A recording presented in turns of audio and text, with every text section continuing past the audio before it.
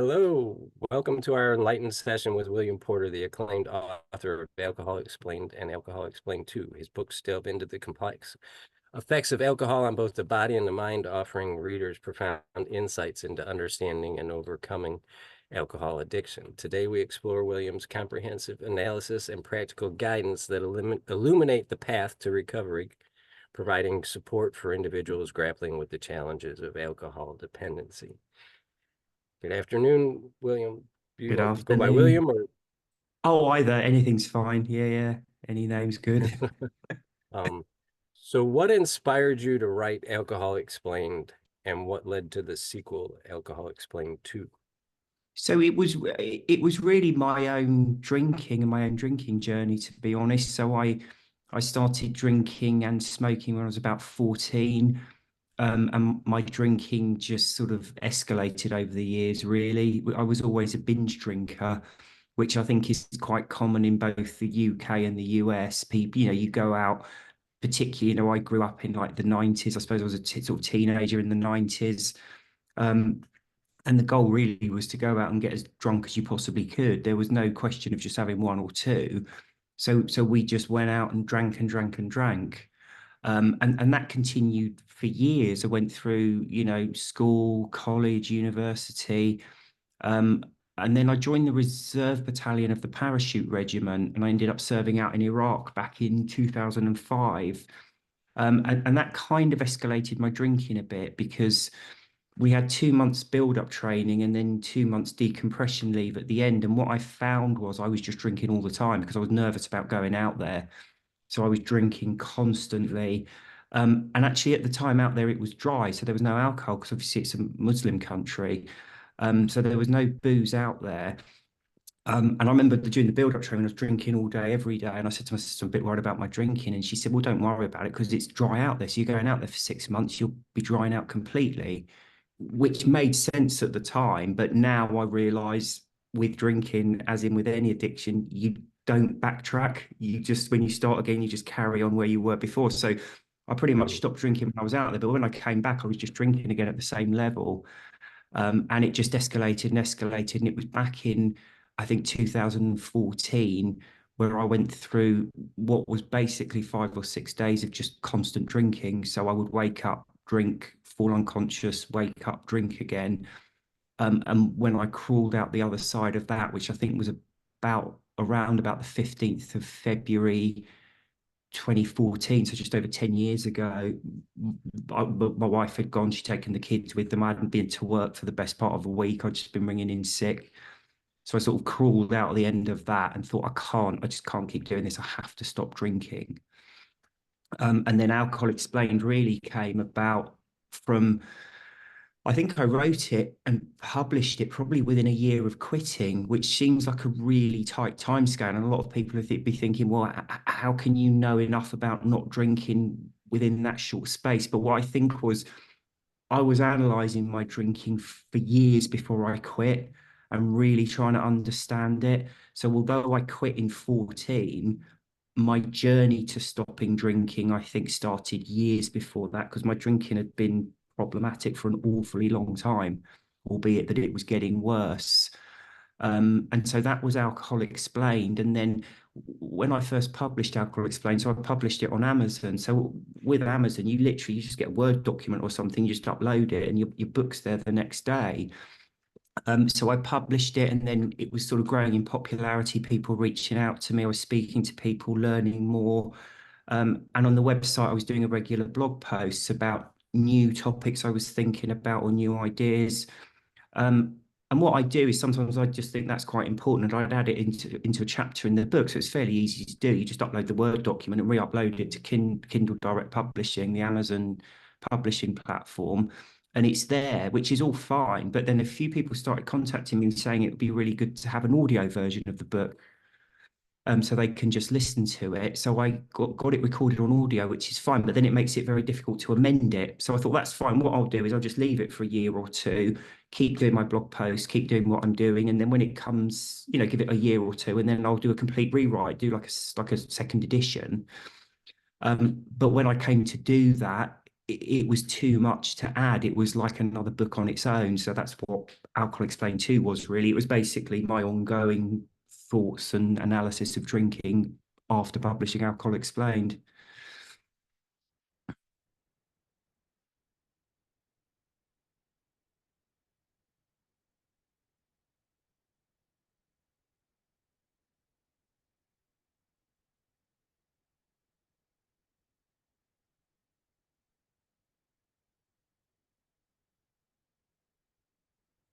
I You can't can't hear. hear me. Yeah, yeah. I'm sorry. That was my bad. Oh no. Can you cut it all right and cobble it together? Um, Okay. uh, so what are some of the key physiological insights about alcohol that you believe are critical for anyone dealing with addiction to understand? So I think the main point people need to understand, and this is something, it seems very simple, but I think it's really important. So alcohol is a depressant, okay? And when I'm using the word depressant, I'm using it in its chemical sense as something that decreases or inhibits nerve activity. So a sedative, basically, something that calms you down. The opposite to a sedative is a stimulant. So things like caffeine and nicotine and amphetamines, things that wake you up and make you feel more alert. So they're your two basic drug types. But what I think people need to understand is the human brain creates and excretes its own naturally occurring chemicals, drugs, and hormones. So things you would have heard about, like adrenaline, cortisol, which is a stress hormone, endorphins, dopamine, all of these are naturally occurring chemicals, drugs, and hormones that your brain creates and excretes. Okay, and that's what really keeps you alive, that constant functioning of these internally created drugs. Now, there's a lot we humans don't understand about this process, but what we do know is that the human brain works by something called homeostasis, which is basically a balancing act. So you've got all these different chemicals, drugs, and hormones, and they all sort of balance each other out and work with one another. So when you introduce something like alcohol, which is a sedative, your brain reacts to it, and it reacts in lots and lots of different ways. But what it basically is trying to do is trying to counter the sedating effects of the alcohol. Um, so it releases things like adrenaline and cortisol, which, as I said, cortisol is a stress hormone. But what it's really doing, I sometimes think of it, those old-fashioned weighing scales where you've got a hinge in the middle and then a bar and two baskets hanging off it. Imagine you've got that, but one of the baskets is stimulants and one of them's depressants. Okay, so when you're drinking, you're tipping it in favor of the depressants because you're lumping alcohol on it. So what your brain's doing is putting a load on the stimulant side to balance it up, which is fine. But when the alcohol wears off, the stimulant side's overweighed. So another way to put it is for every action, there's an equal opposite reaction. So whatever relaxing effect you get from an alcoholic drink, there's a corresponding feeling of anxiety when it wears off. And that's what anxiety is. You hear about anxiety when people say, you get nervous and feeling horrible after drinking. That's the chemical explanation for it. However much alcohol you drink, there's that corresponding feeling. So if you're having just one or two glasses of wine or a couple of beers, that feeling will be there, slightly nervous, slightly on edge, but fairly minor. Whereas, like with me, if you have a problem with drinking and you're drinking really heavily, when it wears off, you feel really out of sorts and really awful. Okay, so that's the main thing to bear in mind. Now, leading on from that, there's two ways you can get rid of that horrible feeling that starts to kick in after an alcoholic drink wears off, or a dozen alcoholic drinks, whatever it might be. The long, thorough way to get rid of that unpleasant feeling is to never drink again. Because after 3 to 5 days, your brain chemistry gets back to normal. You start to feel nice and normal and relaxed again. But who wants to feel rubbish for 3 to 5 days? It's a horrible feeling. We want to get rid of it now. The far quicker way to get rid of it now is to just take another drink. Because if you think about it, the reason you're feeling rubbish is because your brain's massively overstimulated because it's geared up to work under the sedating effects of the alcohol, but the alcohol's gone. So when you have a drink, you're correcting that chemical imbalance. And that's what I started to learn was when I was drinking daily, that great feeling that I wanted from an alcoholic drink, that thing I was really craving and I just couldn't say no to, it was just trying to get that feeling of peace and relaxation that I would have all the time if I could just stop for a few days. And that's kind of one of the key points that was one of the nails in the coffin for me for my drinking, was understanding that when I sat down and had a drink and that wonderful feeling of relaxation and peace and confidence, it was no more than alcohol relieving a negative feeling that it created in the first place. So it's an entirely negative process. You're drinking to get away from that chemical induced unpleasantness caused by the previous drinks. You're right. I love it. I've been reading it. I was like, wow, if I had had that information, because when I used to drink, I drank, I passed out, got up, went to work, did the same thing. Yeah. The craving, and I just thought I would never get out of it. Um, so in both books, you discuss the physiological impact of drinking. Can you explain how understanding these impacts helps in the recovery process? Yeah. Yeah. So I think when you're in that situation, it can be horrible, and all you really know is you keep wanting to drink and you don't understand why. So I think understanding that is two things. One, I think knowledge is intensely powerful anyway.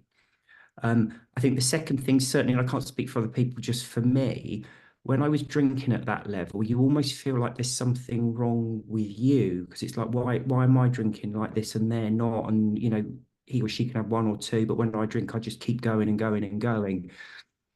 And what I started to learn from that is there's a part of your brain called the subconscious, okay? And people use the term a lot these days, almost as like a coverall for anything we don't really understand. But I'm using it in a very specific sense, which is a part of our brain that automates reactions, okay? So to give an example, there's instinctive behavior, right? So if somebody flicks something at your face, you blink, right? That's not learned. You're born with that. A baby will do that. Okay. So it's in our genes, that instinctive behavior. But it's possible to learn instinctive behavior as well. And that's part of human ability to adapt to our environment and respond to it quickly and all the rest of it. One of the best examples of it is driving. So I think that's the one I mentioned in the book. So you drive, however many years you've been driving, your brain's been observing and watching and blah, blah, blah. If you're a passenger in a vehicle and the driver's driving too fast or too close to the vehicle in front, you find your right legs keeps tensing. Yeah. And people call it air braking. It's just, and what it is, it's instinctive behavior, but it's learned behavior. Okay. And what it is, your subconscious has learned from however many hundreds of hours you've been driving that when you're going too fast, you extend your tense your right leg to slow the vehicle down. Okay. So it's instinctive in that you don't consciously think about it, because if you did, you wouldn't do it. You're a passenger. So, tensing your right leg does absolutely nothing because passengers don't have brakes on their side of the vehicle. So it's instinctive, but it's not instinctive. You're born with it. It's instinctive learned behavior. Okay. We don't just learn instinctive behavior in that way. We also learn instinctive behavior with drugs. And what we learn from drugs is when one dose of the drug starts to wear off, another dose will remedy it. So I've already talked about alcohol, how it creates that feeling of sedation and then wears off, leaving a corresponding feeling of anxiety. It's not a pleasant feeling. We don't feel particularly good, but there's lots and lots of reasons in life why we don't feel particularly good. You might have a bad day at work, a bill you can't pay, an argument with your partner or your family, or hundreds and hundreds of reasons why you don't feel good. Most of the time, you just get on with it. You got no choice. You get up, you get the kids ready for school, you go to work, you do what you need to do, and you ignore this bad feeling. Now, when we start drinking, that bad feeling is there, but we do what we always do, and we just get on with things. We wake up, we don't feel quite right, but we just get on with it. But over the years, as it starts to build up and your brain starts to gather information, what it realizes is that this specific bad feeling can be relieved by another drink. Okay. So as you repeatedly do that, your brain instinctively causes the desire for a drink when the alcohol starts to wear off from the final drink, from the previous drink. And that again, I think, is a key piece of information. because it's learned behavior and it can take years or decades to learn this. One of the reasons, or there's two reasons why it takes so long to become addicted to alcohol. One is how we consume it, and two is something called the half-life. Okay, so how we consume it in the half-life. Let me just step back from those two for a minute and just explain. If you take a drug and it hits, so you feel the effects of drug when it hits your bloodstream. So if you take a drug and it hits your bloodstream immediately, you have a very pronounced high. And if it wears off very quickly, you then go into a pronounced dip as it wears off and creates the desire for the next dose. So if you have a drug that goes into your bloodstream really quickly and then wears off really quickly, and then you have another dose to bring you up, your subconscious learns very quickly that learned instinctive behavior that is addiction. And what that is really, when one dose wears off, it starts to cause desire for the next one. Now, there's four main ways you can get a drug into your body. You can inject it, which puts it straight into your bloodstream, no messing around, it's right in there. You can inhale it, so it goes into your lungs. Your lungs then are connected to your blood supply. So again, it's almost instantaneous. You can snort it, so it goes up to your sinuses and then straight into your bloodstream, or you can swallow it. If you swallow it, I think something like 5% gets absorbed as it's going into your system. But other than that, you have to wait 15 to 20 minutes for it to go into your small intestine. So when you consume alcohol, you don't get that massive up and down. It builds up very slowly. Now, the wearing off part of it, the other side, is also very important. Nicotine, to give an example, has a half-life of 2 hours, right? So what the half-life is how long it takes for the drug to halve in your system within 2 hours. So if you've got, I don't know, 2 milligrams of nicotine in your system, after 2 hours, it's dropped to 1. After another 2 hours, it's dropped to half, etc., etc. So it's 2 hours. So you have a cigarette or a vape, goes straight into your bloodstream, and within an hour or so, you're noticeably dipping.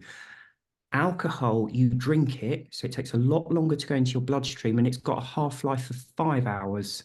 So it takes a lot longer to wear off. So that up and down process is much slower. So it takes years and sometimes decades to become addicted to alcohol. It's not because it's not addictive, it's just because it has that long half-life and because we drink it instead of smoking it or snorting it or injecting it. And that was one of the keys for me, because as I said, I can't speak for everyone, but for me, it was very helpful to understand that the only thing wrong with me is that I drunk regularly for decades. It wasn't something wrong with me. It was that I'd taken this drug for years and years and years, and I'd become increasingly addicted to it, both physically and psychologically. And my brain had kept triggering that desire. And every time you give in to that desire and have another drink, you're reinforcing that, saying to your brain, yes, when this feeling starts to kick in, I just want to keep drinking. I want another drink. And it was also useful for me to know that because it's learned behavior, right? And what's learned cannot be unlearned. And this is what I was talking about before when I ran out to Iraq and I thought to myself, that's fine, I'll stop drinking for 6 months and then I'll go back to drinking inverted commas normally. What I now know is you can't do that, because when you start taking a drug, like I say, be it nicotine, alcohol, whatever, I used to smoke years ago. When I started smoking, I just used to smoke at weekends for quite a long period. I'd go out with my friends at the weekend and I'd smoke with them, and I wouldn't smoke during the week. Like I say, the nicotine withdrawal was there, but my brain hadn't picked up on the fact that you have another dose to get rid of that previous feeling caused by the other dose wearing off. But when you learn that, you can't unlearn it. Okay. And this is the problem with addiction. You can't backtrack, because so for me now, I went through a period of very heavy, regular drinking. So my brain learnt the lesson that when one alcoholic drink wears off, I want another one to get rid of it. And it doesn't matter whether I stop drinking for a week, a month, a year, a decade, which I've just done, or 50 years. I know if I have another drink, it will wear off, leaving an unpleasant feeling, because that's human physiology. And unlike a lot of people, my brain will translate that feeling as have another drink, because I remember this from 10 years, 50 years ago. Have another drink, you'll get rid of it. So I know if I start drinking again, I won't go back to inverted commas normal drinking, whatever that might be. I'll be right back where I was when I was started. So those two things were intensely powerful with me because I suddenly started to see I can stop, I can live a life without alcohol. It's not something inherently wrong with me. And also I know that I can never drink normally again, and I don't want to, because I don't look at people and think, oh, I've stopped for a decade, surely I can just have one or two. I understand that I can't have one or two, and I don't want one or two, because it wouldn't be one or two. It would be right back to where I was drinking at 2014 when I stopped. Right. Your book goes into detail about the craving too. Yeah, so I've talked a bit about obviously the physiological side and the subconscious, and they're two very powerful parts of addiction.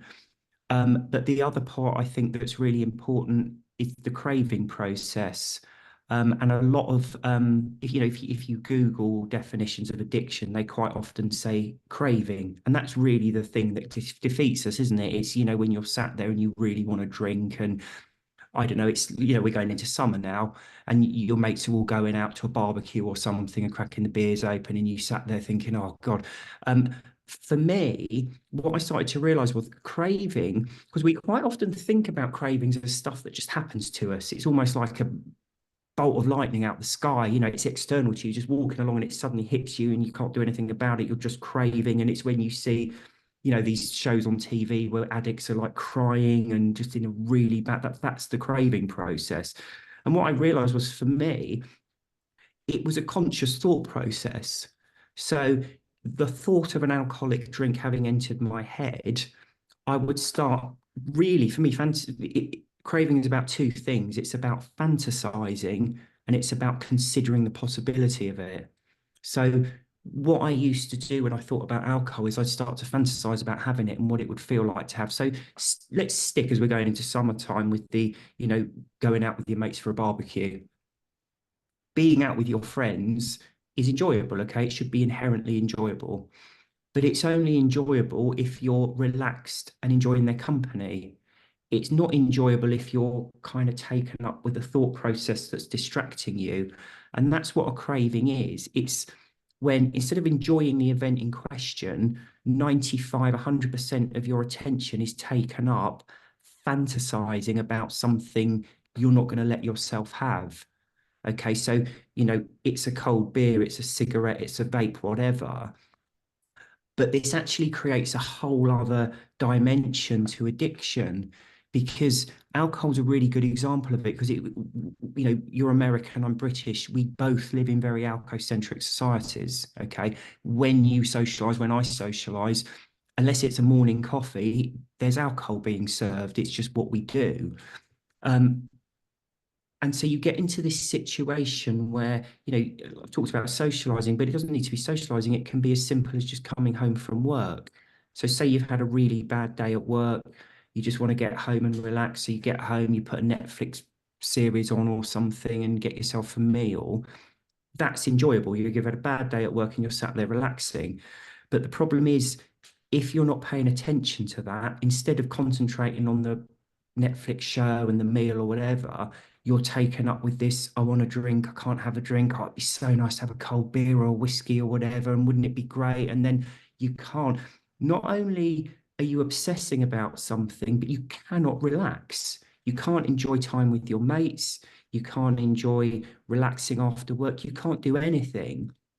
If you give in and have that drink, what our user experience is not that I was getting into like a tantrum and it's kind of given me an easy out.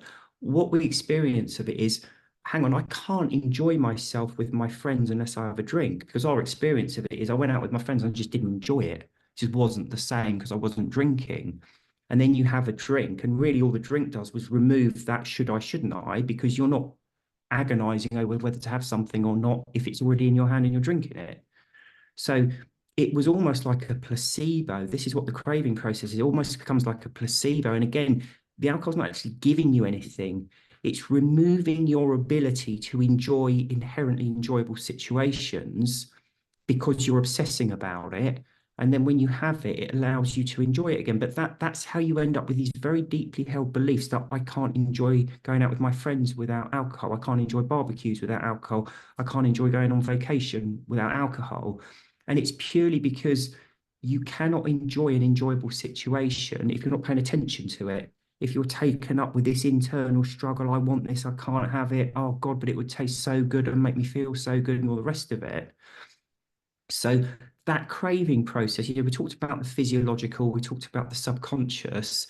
If you lay that on top of it, you can start to see how addiction becomes so intensely powerful. And also, and it often seems very illogical. It seems illogical, or it seemed illogical to me when I was drinking. It was illogical to my wife because she's like, what are you doing to yourself? You've got a good job, you've got a young family, and you're throwing it all away. It feels very illogical on that side. But actually, when you look at it in a slightly different way, it's not illogical at all because it's very simple. I cannot enjoy my life without alcohol. I can't. I have to have it. And I don't care if my life is shortened massively, if it means I lose my job, my family, whatever, because I feel awful without it and I can't even enjoy anything in life without it. That's how it becomes so powerful. But it's also very useful to understand that because when you start to see it that way, you start to understand, well, actually, I can, if I can bypass that craving process, and it is in my power to do it because it's a conscious thought process where you start fantasizing about it and considering the possibility of having something, you can go back to enjoying it. And I quite often describe that like sobriety as it's relearning skills we instinctively knew before we started drinking.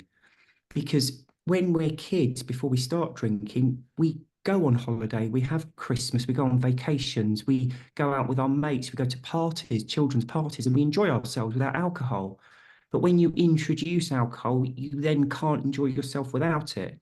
So, like I say, it's relearning a skill. We knew how to do it before we started drinking. You just got to get back and relearn how to do it again.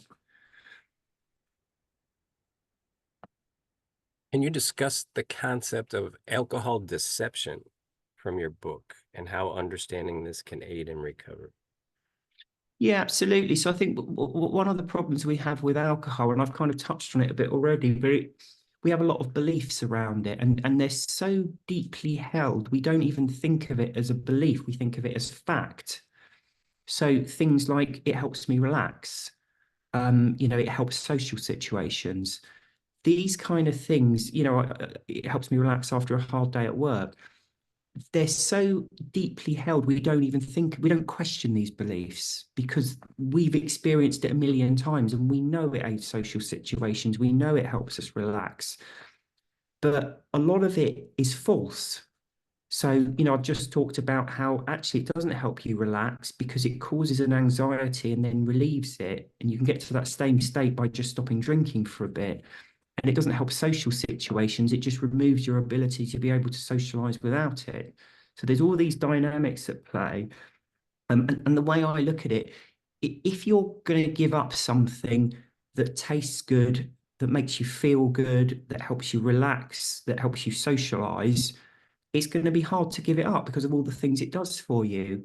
But if you're being asked to give up something that actually doesn't help you relax and it doesn't help you socialize and it's very expensive and it's a carcinogen and it ruins your sleep and it does all these other negative things and actually the perceived benefits are false anyway, it becomes that much easier to imagine a life not drinking.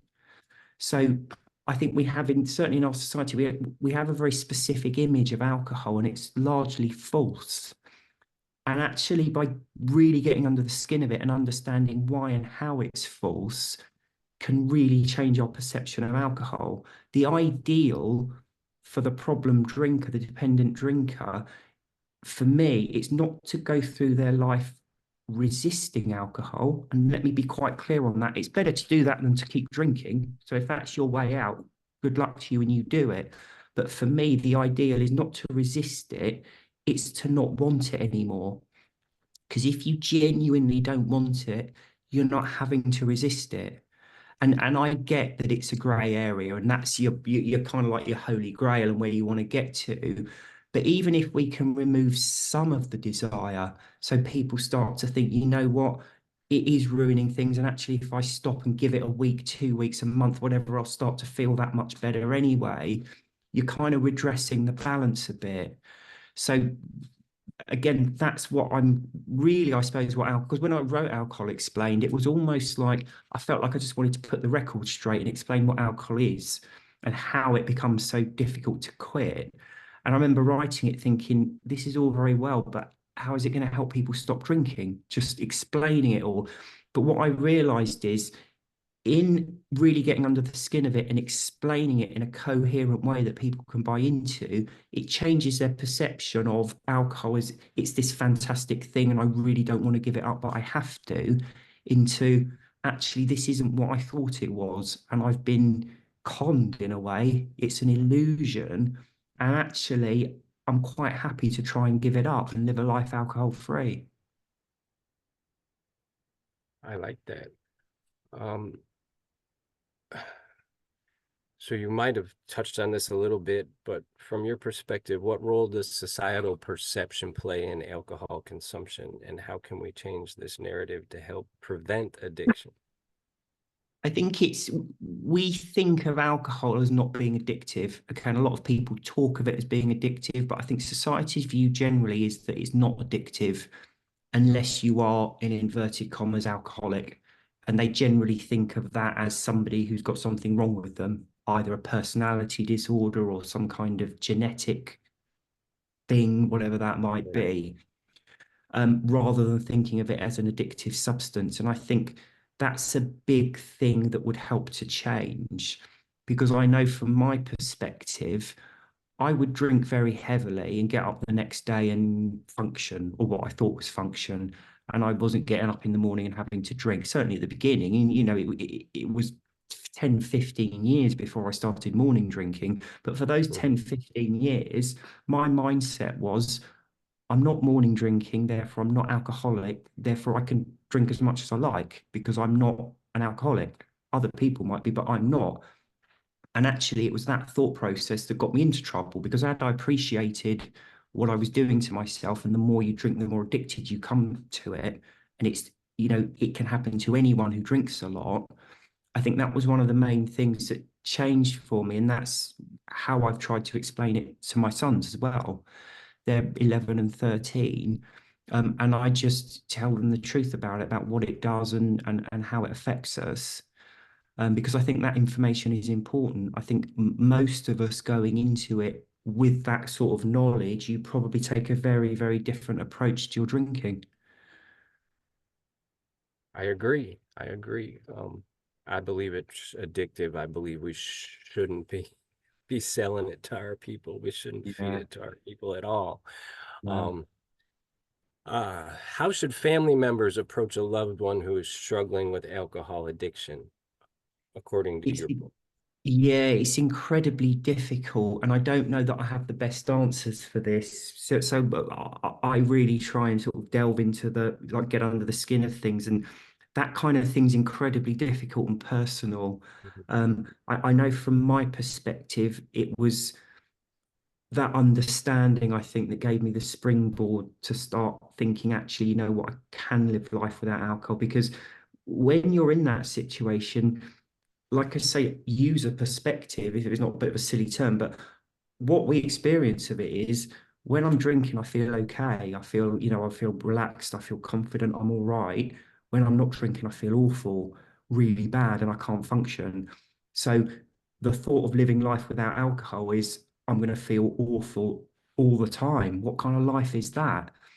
So I think understanding that that awful feeling is the withdrawal, and you get through that after a few days. And then after that, you start, because the other thing alcohol does, of course, is it impacts our sleep. And this is sort of going back slightly to the previous question. Um, One of the things I think we need to sort of understand as well, people think that alcohol aids sleep. There is a whole world of difference between alcohol-induced unconsciousness and sleep. When you sleep, you go through very specific sleep cycles. Your brain and body repairs and recuperates. When you drink alcohol, you don't go through any of those sleep cycles. You just fall unconscious. One of the biggest reported symptoms of a hangover is tiredness.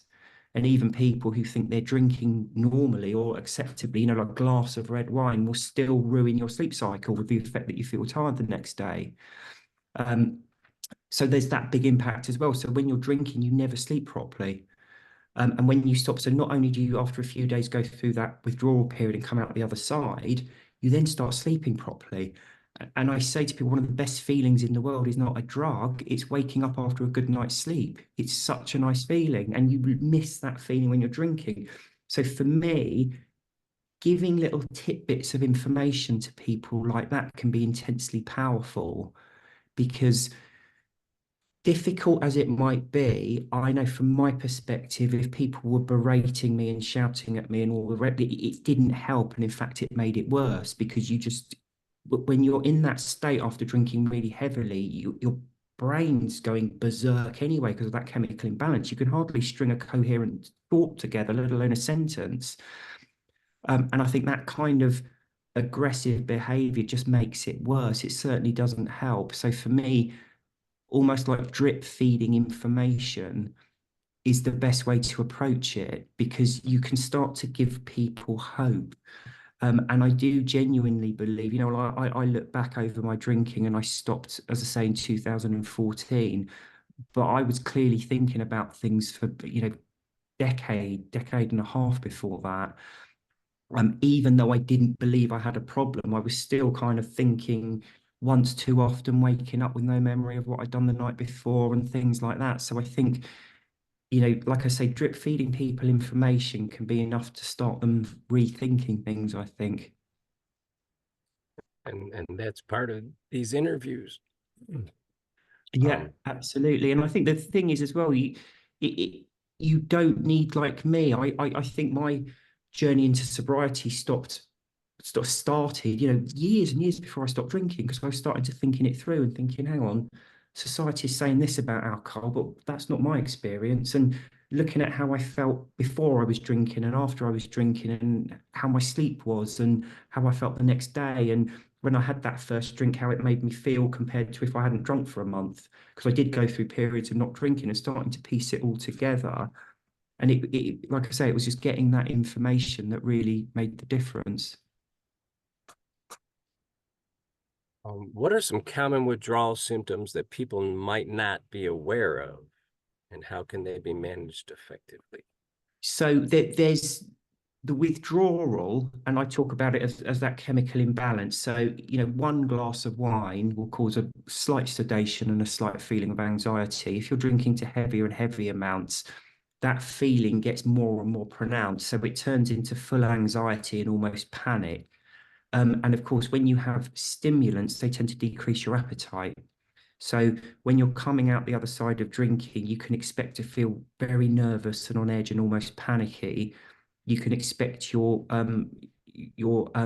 hunger to decrease. You might feel hungry and then eat a tiny bit and not be able to eat anymore. It's because you're all tensed up and overstimulated. And of course, that impacts your sleep. So, for example, the first day I didn't drink, I think I lay awake the entire night. I didn't sleep at all, because the withdrawal is almost like just drinking massive amounts of strong black coffee. You can't sleep, you can't eat, you feel really nervous and tense and horrible. The thing to bear in mind as well, alcohol withdrawal can be fatal. That's something very important to bear in mind. So if you're drinking heavily and you want to quit, you need to speak to a doctor or medical professional, and there are things they can give you to monitor you. Most people, you have to be a very heavy drinker over an extended period for it to be life-threatening, but it's different for everyone. And also it depends what health you're in, what kind of fitness level you have anyway. So I'd always recommend to people to speak to a medical professional if they're drinking heavily and they want to stop. But other than that, like I say, you can expect anxiety, sleeplessness. And after 3 to 5 days, what you'll often find is if you're drinking heavily, it goes the other way. So you start off not being able to sleep because of that residual anxiety, that residual stimulation that's left over. And when that disappears, what people often find is they're really tired. And that tired period can last maximum 4 to 6 months. The longest I'd ever heard, bearing in mind I've been doing this now for over a decade, was 4 months. That was the longest I'd ever heard someone. But someone else then told me just the other day that it was about 6 months. But what that is, sleep is incredibly important for you. Okay, it's when your body and brain repairs itself. When you're drinking, you're unconscious, you are not sleeping. So if you've been drinking for a decade, you haven't slept for a decade, not properly. So when you finally be able to sleep again, your body goes on a glut of sleeping to try and catch up. So you can expect to spend 3 to 5 days feeling anxious and unable to sleep, and then you go the other way for a few. Most people, to be fair, it's 2 or 3 weeks. They feel very tired and they're sleeping all the time. And oh, when will this end? When will this end? But they suddenly wake up one day. Literally, it's one day you'll wake up feeling just different, and you'll know when you're through that period. And then after that, you're kind of physically at least out the other side. So your body is healing while you're Literally. sleeping. Yeah, Wow. body and brain, your mental health is healing. There's a part of sleep called REM sleep, and it's rapid eye movement sleep. And the reason it's called that is because although your eyes are shut, they flicker, and your brain lights up almost as if you're fully awake. And it's when you dream. So it's a really strange part of sleep. We don't fully understand it. We don't really know what dreams about, but it's massively important for your mental health. Lack of REM sleep causes depression and anxiety and loads of mental health issues. So REM sleep is really where your brain recuperates, and alcohol demolishes your ability to go into REM sleep. Even 1 or 2 drinks halves REM sleep, and if it's anything over 4 or 5, you get almost zero REM sleep. So it's incredibly bad for your mental health. And your physical health. In terms of Yeah. physical health, Oh what God. are the Yeah. long-term effects of alcohol abuse? I know pancreatitis for me, Yeah. high blood Yeah. pressure, high Yeah. cholesterol. I had obesity. I mean, Yeah, yeah. It's a long and ongoing list. And don't forget, because it impacts your sleep, which is when your body repairs itself, that impacts everything. Because if your body's not repairing itself, the other thing a lot of people aren't aware of, alcohol's a class 1 carcinogen. So the medical branch of the World Health Organization classifies substances according to how carcinogenic they are for human beings. Alcohol is a class 1 carcinogen, along with cigarette smoking, asbestos, and radiation. So it's at the very highest level. So it's a carcinogen. A lot of people still have this belief that, oh, a glass of red wine, for example, is good for you. It isn't. Okay, alcohol is not good for you. When you look into these studies, what it is, it's the antioxidants in the wine. So what you need to start thinking of, just talking about red wine, because it's the thing people mm, usually think is good for them. Red wine is grape juice, right? Black or red grape juice. Um, think of a glass of grape juice. So when you have wine, you've got two substances. You've got grape juice and you've got alcohol. The grape juice has things in it that are good for you, but the alcohol is a class 1 carcinogen. I quite often liken drinking a glass of red wine to smoking a cigarette and eating an apple, and someone saying, "Why are you doing that?" And you justify it by saying there's vitamin C in the apple. You're taking something good for you and a carcinogen. And in fact, it goes more than that, because when you take grape juice, it's full of a lot of vitamins and minerals that are very good for you, but the fermentation process destroys almost all of them. One of the few things it doesn't destroy is the antioxidants. So when people say, "Oh, there's antioxidants in red wine," the answer is yes. There's a similar amount of antioxidants in grape juice. And in fact, the fresh grape juice or the grapes have a lot more nutrients in. And a good example is vitamin C. Grape juice is very high in vitamin C. Wine's got zero vitamin C, because it's destroyed by the fermentation process. So what you're doing with wine, you're taking something that's very good for you, you're letting it rot, which destroys most of the nutrients and adds this very powerful carcinogen. But there are some residual things in there, like the antioxidants, that aren't affected by the process. So it's incredibly bad for you in the long run. And the other thing, you mentioned blood pressure. And a lot of people think of blood pressure as you don't eat properly, you smoke or whatever, and your blood pressure gets higher and higher. And when you're in your 50s or 60s, it's a problem. But what people need to appreciate is when you drink alcohol, it does two things. It puts your blood pressure up and it puts your heart rate up. And the reason it puts your heart rate up is because, like I said, when you drink alcohol, although it's a sedative, which usually calms things down, your body's pumping all this adrenaline and cortisol to counteract it, and that speeds your heart up. So when you drink wine, your blood pressure goes up and your heart rate goes up. In the long term, that causes you massive health benefits, but it also causes you problems in the short term, because when your blood pressure and heart rate goes up, your body tries to slow you down, because having blood pressure is literally what it says on the tin. It's how much pressure when your heart pumps, and it's measured in two phases. I forget which way round it is, but the systolic and the diastolic, I think it is. One of them when your heart's pumping, and one of them's in between beats when it's resting, and it's literally how much pressure is there. Now, your arteries and veins are designed to take a certain amount of pressure, but alcohol pushes it up right up through the roof beyond what is natural. Okay, so the walls of your arteries start to weaken. When you drink and your eyes go bloodshot, it's because you have tiny tiny veins in your eyes, and the blood pressure literally bursts them. That's the damage you're doing, and that's just what you can see. It's also bursting vessels in your organs, everything. It does this horrible thing. But what your body does in the short term is it makes you want to sit down and rest, because when your blood pressure and heart rate goes off, your brain tries to slow everything down by making you not want to do anything, which is one of the reasons why you have no energy when you're drinking. So on the one hand, it ruins your sleep, so you feel tired the next day, but it has this massive knock-on effect of making you really feel tired and heavy. People, myself included, do exercise or did exercise when I was drinking, but it's incredibly bad for you. It's not, exercise is usually good for you. When you do it the day after drinking, it's incredibly dangerous and bad for you because your heart rate and blood pressure is already up. And really, what you want to do is sit down and rest until it goes down again. But by going out running, going to the gym or whatever, you're pushing it up even higher. So it's incredibly dangerous. And what you find in the short term is you may be able to exercise when you're drinking, but it's harder and you're not making the benefits you would otherwise make. Because as I say, your heart rate and blood pressure is already up. So blood pressure and heart rate has a massive effect on your cardiovascular health in the long term, which is why there's this massive correlation between cardiovascular disease and drinking. But in the short term, it makes you feel tired and lacking in energy. So this is another thing, going back to what you said before about how we need to change our perception of alcohol.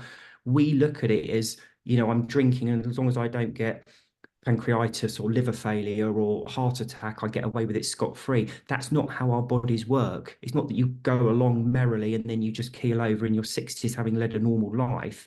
You keel over in your 60s because of a constant gradual weakening of the body that impacts you throughout your life. So if you're dying in your 60s, in your 50s and 40s, you're weaker, you're more unfit, you're just not enjoying your life as much because everything feels more problematic, and it's that ongoing process.